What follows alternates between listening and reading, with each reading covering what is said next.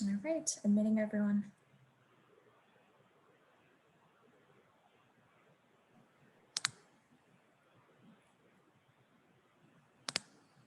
Hi, everyone. Thank you for joining. We'll begin in just a few minutes, but wanted to admit you. Just as a heads up, this session will be recorded, so we can send that out to anyone who wasn't able to make it today, but thank you for joining us.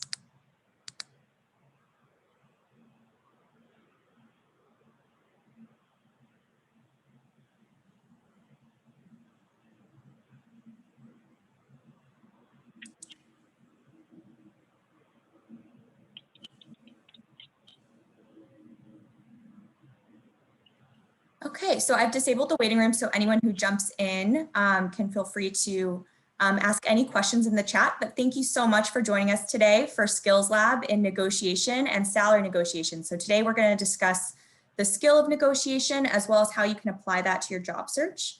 And we're joined by Kate Sippel from C.H. Robinson, and we'll kind of go over negotiation more generally and then dive into in the job search. So Kate, I'll let you introduce yourself as well, but thank you everyone for joining us today. Sure, thanks, Emma. Yeah, so my name is Kate.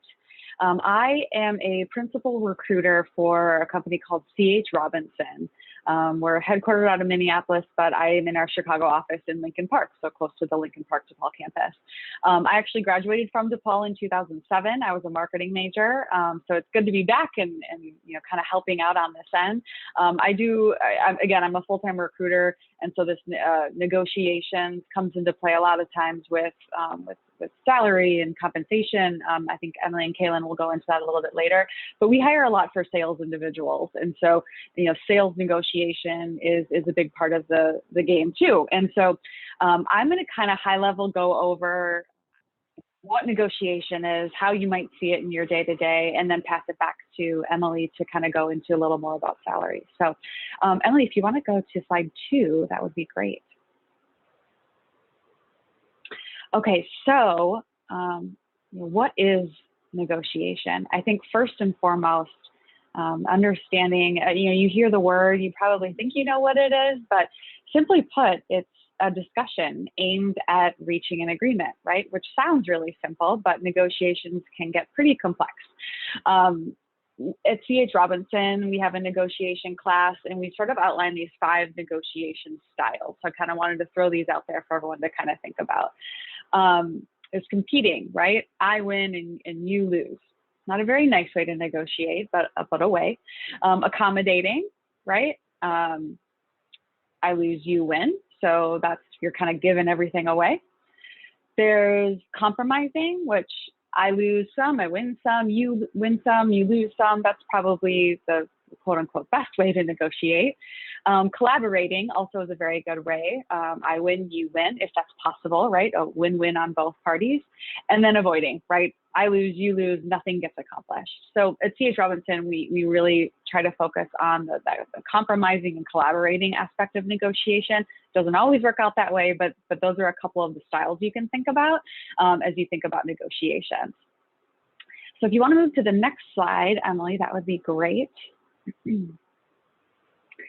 So, you know, as a student, where might you see negotiations? Because a lot of times people will say, you know, well, sales, of course, right? If you have a full-time sales job, but that you can see it in many other instances, and we'll go through an example here. But at school, right? Maybe in group projects, right? You have one idea for a way you should take your group projects. Your team members have a different idea of how to do that.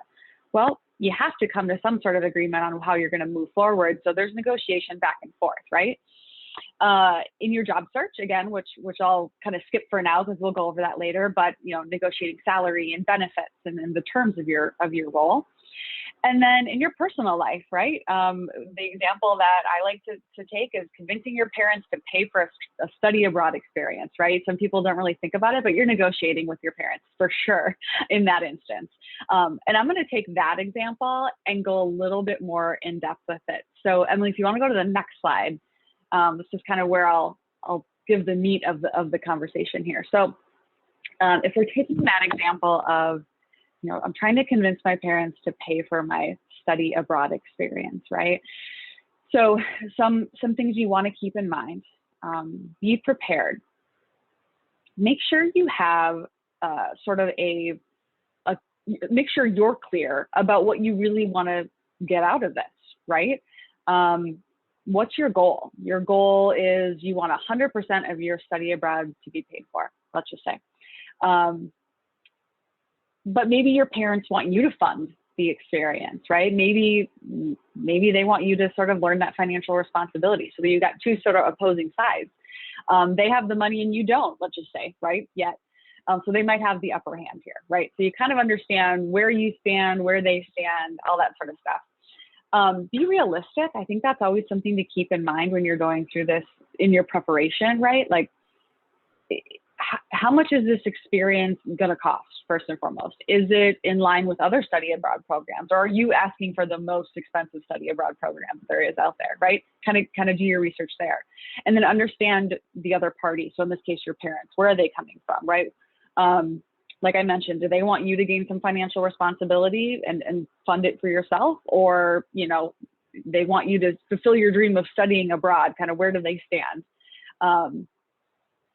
Another thing to kind of keep in mind is, like I say, like the market, right? But when you're talking to your parents, like, is this expense going to come at a time where they're sending another kid to college? So maybe they're kind of strapped for money, right? They've got mortgage due, they've got all this stuff. I think coming into a negotiation prepared for that is going to be really impressive, right? And shows that you understand, hey, I know you've got this expense coming up, but, or whatever, right? How you want to go about that. The last part under sort of being prepared, I know this is a lot, but understand the value, right? What do you bring to the table? How are you going to convince them that this is something they should fund, right? Maybe it's an experience that could help you land a great career in the future, right? Maybe coming full circle, you say, I can get this experience, I'll get a great job, and then I'll pay you back. I don't know, right? Or I'll pay you half of it back or something like that. How is that what can you bring to the table there? Having a strategy is really important. So if you're looking into it, what does success look like for you? Is it a fully funded experience?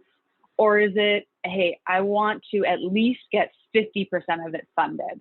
Know kind of what your deal breaker is, right? And again, of course, I'm honing in on this one experience, but you can take this a lot of different ways. So let's say, you would settle for 50% of your experience being funded by your parents, right? You probably don't want to let them know that right away, right? Go for 100, see what you get. But know that at 50%, sort of that's what I think that's really important, right? To kind of know what your deal breaker is. The beginning, you want to make sure that at the beginning of the negotiation, you don't start where you want to end up. So kind of like I mentioned, if you want to end up at 50%, don't start at 50%, start higher than that. And a negotiation is a back and forth, right? Obviously be realistic about it. Don't go too crazy, but in this case, you can't go higher than 100%. So, go for that. So I think that's really important, right? To make sure that you understand what you want and start a little bit higher than that. The last two bullet points there, be respectful and know when to stop talking. As I went over a little earlier in those negotiation styles, being respectful is obviously really, really huge. Negotiations can get heated, right? It can get back and forth. You always want to make sure you're respectful of the other person's opinion and not just say, it's my way or the highway. No one likes to negotiate with someone like that, right? So making sure that you're showing respect, leaving your ego sort of at the door, and anticipate a compromise that should come. And be mindful about not poisoning sort of a long-term relationship for a quick win. Study abroad isn't necessarily because your parents are your parents, but if you think of, you're going for business, you're asking for business from someone, and this could turn into a really long, fruitful relationship. Don't poison that by trying to get something really big up front. Maybe make some concessions up front because that can turn into something bigger later. And know when to stop talking. This is so hard. Everyone hates awkward silence, but it can be a powerful tool in negotiations. Once you've made your offer, sit back and shut your mouth and see what happens, right? A lot of times people will kind of have that awkward silence and jump right back in and kind of ruin it for themselves, or say, oh, well, I'll take 50%, I'll take half, or something like that. And then it kind of ruins the negotiation. So it takes practice. This isn't going to be something you're an expert in overnight. I by no means am an expert in negotiation, but I think these tools can kind of help you prepare, and preparation is key, right? And keeping sort of these in mind when you go into a situation where you're going to be negotiating will really, really help you. That was a lot. I know it was, but I want to make sure we're mindful of time, and I want to make sure we get through everything else. So I can pass it back to Emily. I'll stick around, obviously, for Q&A afterwards or anything you guys need, but that's kind of what I wanted to go over, at least right now. So Emily, back to you. Thank you so much, Kate. That was a wonderful lead in to negotiation and just kind of giving context to how C.H. Robinson handles negotiation. I didn't know about the class. That's amazing. I think that was a really helpful kind of starting off point. Kaylin and I will now be jumping in and applying some of those tactics to negotiation in the job search. So Kate gave a lot of really great examples of ways that you would encounter negotiation as a student. I think that's something important to keep in mind, is that you've had some preparation for this. You've been in situations where you might have negotiated in the past and you might not have really thought of it that way. But negotiation in the job search, I think when we classically think about salary negotiation, there's a lot of different components that go into it. The most important piece is really coming prepared and knowing your market value. So what that means is, what folks in that role make, what your current level of experience is, your location, the industry. There are a lot of different standards that kind of range the gamut that are really important to look into. And it really takes a lot of that prep work and investigation to kind of come up with what the range should be. And then proposition your market value. So thinking about ways that you bring more to the table that would warrant a higher range. And I think it's important to think about that range as, the top end of what your goal is. And as Kate mentioned with the study abroad experience, obviously your goal would be for, 100% of that funded, or your ideal salary, but that's not always what happens in negotiation. And a lot of times it's a back and forth process where you're meeting somewhere in the middle. So having your ideal number in mind, and then having the lowest number that you would feel comfortable with accepting. So thinking about your cost of living, what your bills are, what your rent is, what your needs are as a working professional, and kind of coming up with what that minimum would look like for you.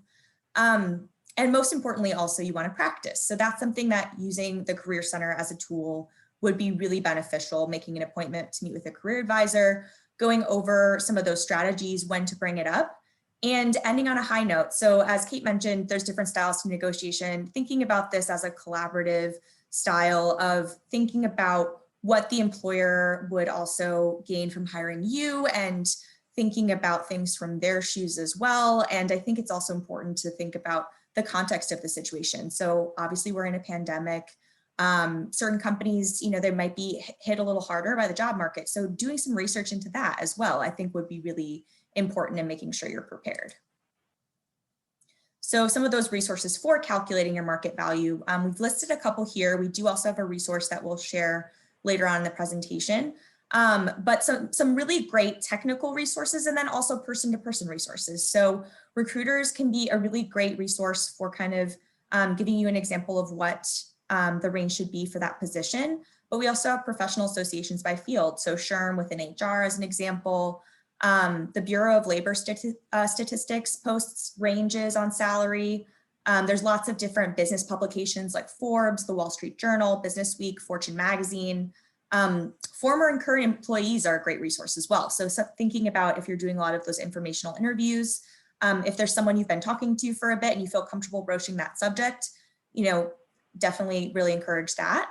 But then if you're a little bit not necessarily wanting to have that conversation before the negotiation piece, although it can help you prepare to have that conversation by doing it with someone else in advance, you can always use resources like payscale.com. That's really my go-to. LinkedIn.com salary. You also have access to Glassdoor through DePaul. You can access all of the unlimited resources through that. Salary.com, monster.com. These are just a few examples. It's by no means comprehensive, but just some great places to start with kind of digging deeper and seeing what, entry-level accountants make in Chicago, for example, and you can kind of calculate what that range looks like for you. So a really important thing about the wage gap and how this applies to salary, it's, 37% of people always negotiate salary and 18% never do. So thinking about the implications of not negotiating at any point in the process and how that can set you at such a lower bar as you go forward throughout your career. That's something I didn't really necessarily think of when I was just getting started in my field. And Linda Babcock actually did this study through her book, Women Don't Ask. And I was pretty shocked to find that only 7% of women attempted to negotiate their first salary, while 57% of men do. So when you start yourself at such a lower bar, it's harder to move up within that range, and it can really have some long-term lasting implications throughout your career. And when you think about negotiation, it really doesn't hurt to ask. So this quote right here is, the pay gap is one of the most persistent yet measurable and solvable indicators of systemic sexism and racism in the US. So while on average, women in the US are paid 82 cents for each dollar compared to men, Black women earn just 62 cents on the dollar. And these statistics are really harrowing. And I think a lot of that comes down to just knowing that it's okay to negotiate. And I think for your first job, I know you might be thinking, hey, I'm here in the process, I'm being interviewed, I would be so excited to have this job. You might not want to feel like you're being difficult or trying to get off on the wrong foot with that employer. But if you approach it the right way, it does not hurt to ask. And, it's always worth it to have that conversation, just making sure that you're having it at the right time. I think that's something I wish I would have known when I was younger. And I think that's something important to know as a student, that even though you are potentially accepting your first full-time position, if you're graduating senior, maybe you might have had a couple of internships, you might not feel like there's a lot of room to negotiate, but it really doesn't hurt to ask. So I think that's just something it's really important to normalize across diverse groups of people at DePaul. And I wanted to just bring that up as a really important factor in negotiation.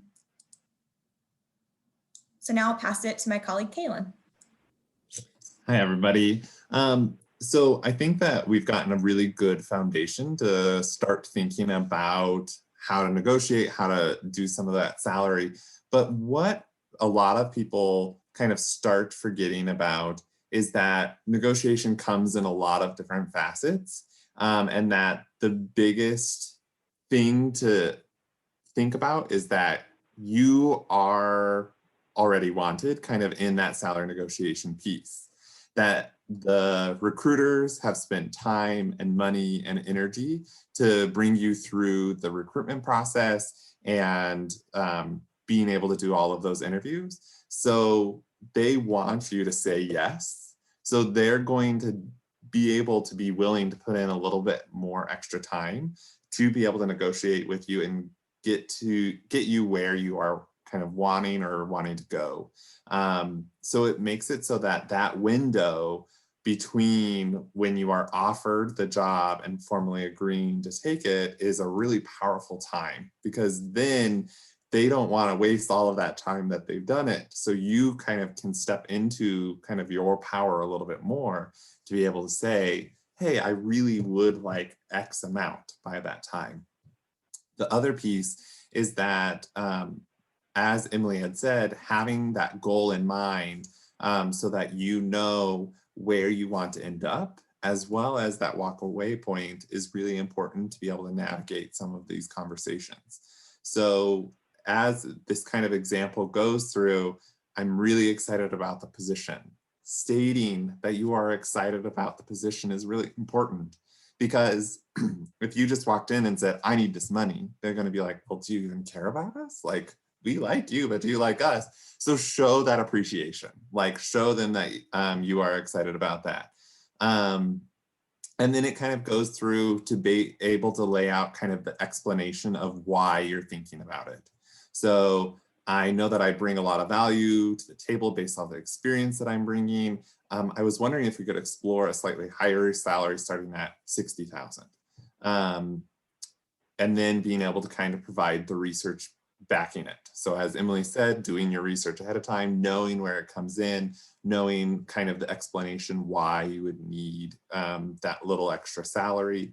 The big thing to recognize is that your employer is expecting this. They are expecting you to be able to come in and have some of these conversations. Their goal is to be a smart business person and get you at the lowest cost that they can. But they understand that they have a little bit of wiggle room in that salary to be able to negotiate most of the time. So this is a good kind of starting conversation in which you're being able to do. And one thing that Kate mentioned that I want to reiterate is the power of silence. So once you have finished, I contribute to the team and the department. Don't negotiate against yourself, because it is a really common thing, especially in students, to be able to say like, oh, I want 60,000. But if you have 55, I'll take that. Or 50 if you can't do 55. What? You're negotiating against yourself.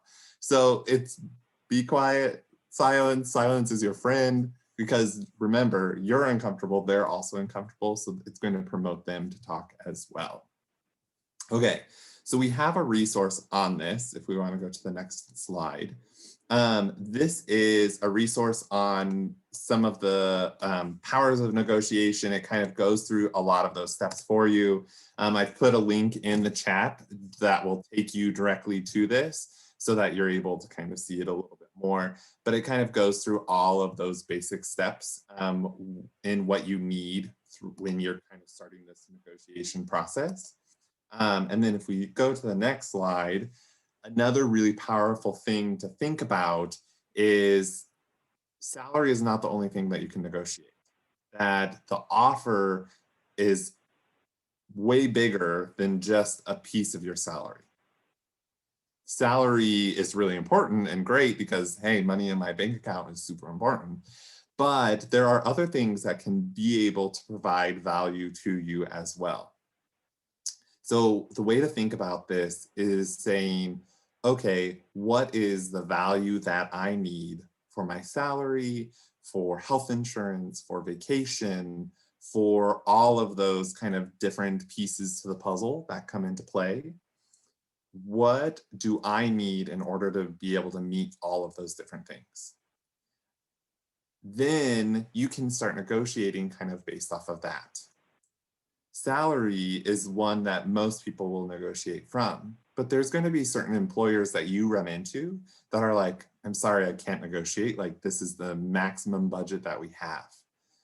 So instead of being like, oh, well, then I can't take this position, the thing that you need to realize is that all of these other things like bonuses, vacation time, medical leave, college tuition reimbursement are all extras. And they're also different budget lines in a company's budget.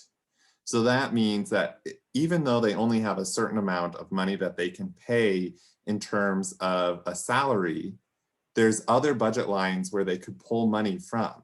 So an easy way to kind of navigate that is like you say, hey, I want 60,000, and they say, I'm sorry, we can't go above the 55 that we offered you.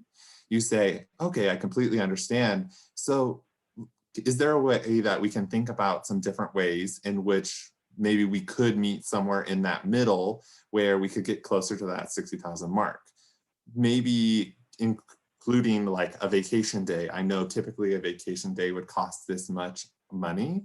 So by adding an extra vacation day for me, that would bring me closer to that 60,000 mark that I am looking for. Great. And employer's like, oh, an extra vacation day, no problem. I wish that worked. Kate's probably be like, Caitlin. But no, that is like a great way to be able to negotiate. Professional development is another great way to be able to say, hey, professional development is really important to me. If you could guarantee me X amount of money to be able to get this certification or to be able to attend this conference. Those are great ways to be able to get further value from the work that you're doing so that it's not just limited to kind of the salary that you're getting. Another one that's not necessarily on this list that sometimes I bring up is transportation costs. so that like if you have to ride the train into work, like you live in the suburbs and are commuting into, getting a pass for that, that's something that they could be able to usually afford and be able to do for you. So thinking of some of those more creative ways to negotiate as well can make it so that you can still raise that value of that total offer without necessarily having to raise that specific salary. Okay, I think that we hit on everything, folks, which was a lot. So what kind of questions kind of came up for Kate or myself or Emily? We're happy to be able to answer them.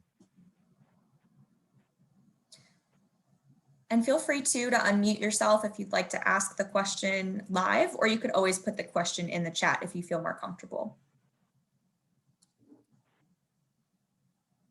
I have a Yeah, and so for the negotiating the salary, would you, so if you cannot like, so if you like highball the person, they'll just think you're not interested. They'll just say, no, we're not going to approve it. Or lowball. You cannot lowball him when negotiating it. So it really depends. Like you don't want to go astronomically high above somebody else. That if they were offering you 50,000 and you went for 100,000, that's way beyond what they would be able to do. Like they'd say, nope, we can't do that. But it is a good practice to be able to say, oh, instead of 50,000, I'm looking for 55,000. Here's the reasons why I'm looking for that, because that's still kind of within shooting range for them to negotiate with you around that. So going above your goal isn't bad, just don't go way above your goal. Okay.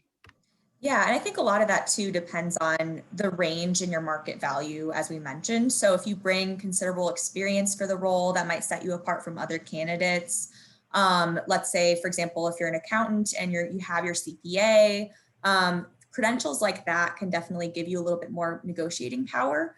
But as Kaylin mentioned, yeah, you don't want to have an astronomical gap between negotiating, but that's where doing your research is really important, because if you did your research, you wouldn't have an astronomical gap between what they offered.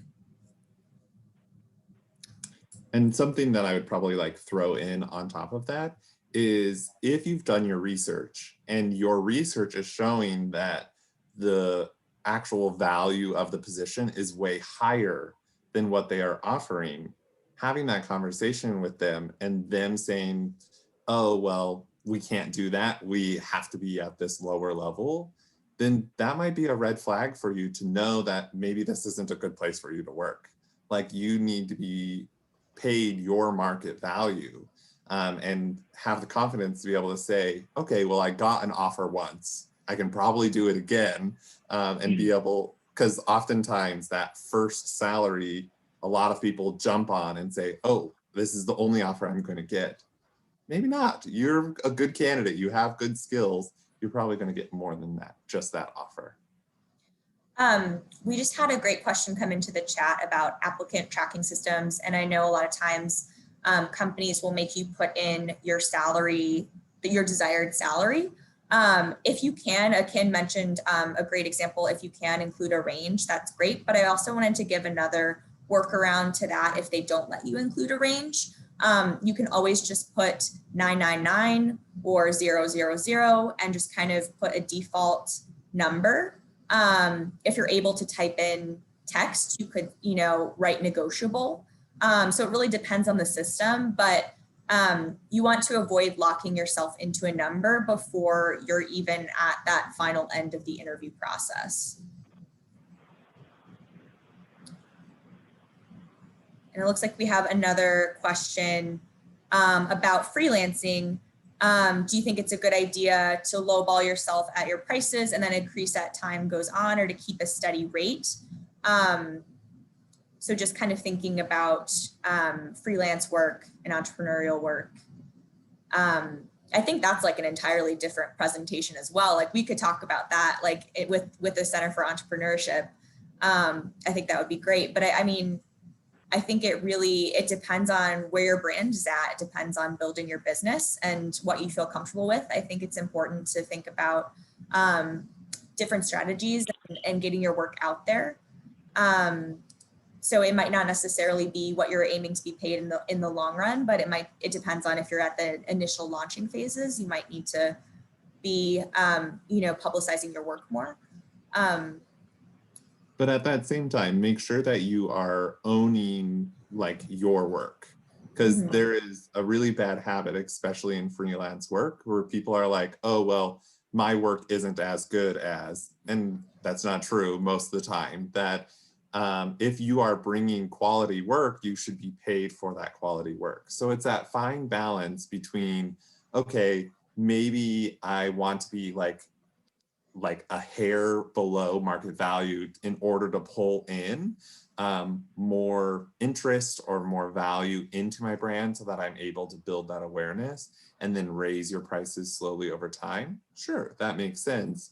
But still have that value, like still value what you're doing, because you putting that credit for your brand makes it so that people then kind of respect your brand more. That if you are at such a low, if you're way below everybody else, they might be saying, well, is this good quality? Is this truly like the value that we're putting in? So don't undervalue yourself too much.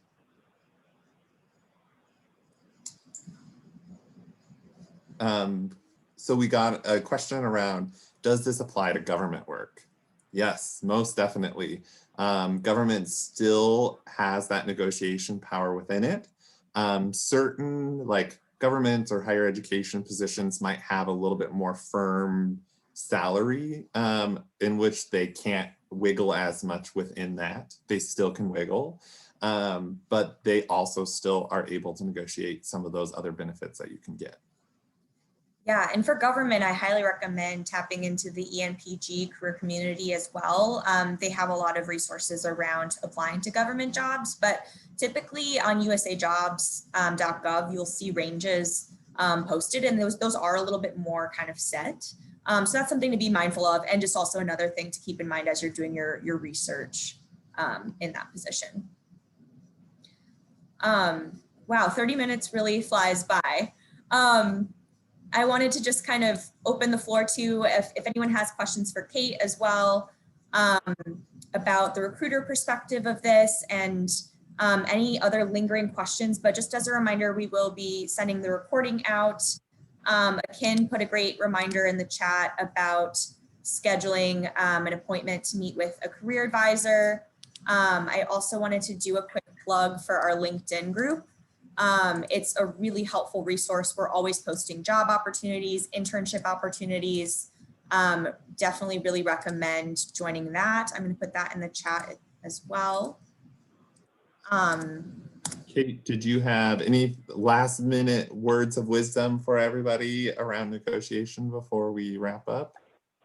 Yeah, no, I think we went over a lot, and I think it's a lot of really good information though. And I will, they're not paying me to say this, but I will plug, go to the Career Center and practice, because I never did that. And I also didn't negotiate my first salary. So who knows, right? I'm fine where I'm at right now, but you know, who knows what I could have gotten. And I have students negotiate with me for entry-level roles all the time. And especially because we hire for sales roles, even if I can't negotiate in a certain situation, I love seeing the initiative. And you're going to be great at sales because you just try to negotiate your salary. This is great, you know, yes or no, whether I can or can't. So, you know, I think just do your research, make sure it's reasonable, you know, come to me with you know, why you deserve this. And I'm totally willing to chat as a recruiter, right? Talk about it. So we could talk forever about this, but you know, feel free to reach out, and the career centers and myself. So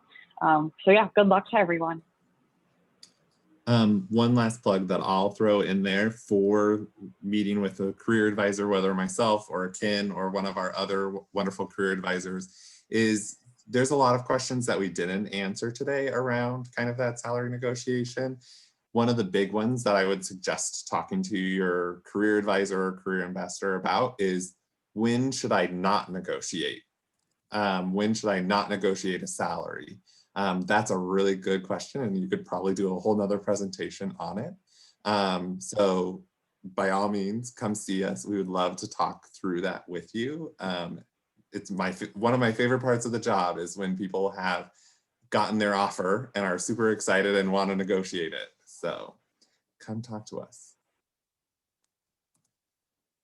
Thank you all so much for joining. I'm also going to put a link to for C.H. Robinson. If you're currently exploring opportunities, definitely recommend you check them out. And Kaylin just sent his email as well. So we would love it if you come in to see us in the Career Center. And thank you for joining us for this session. We really appreciate it.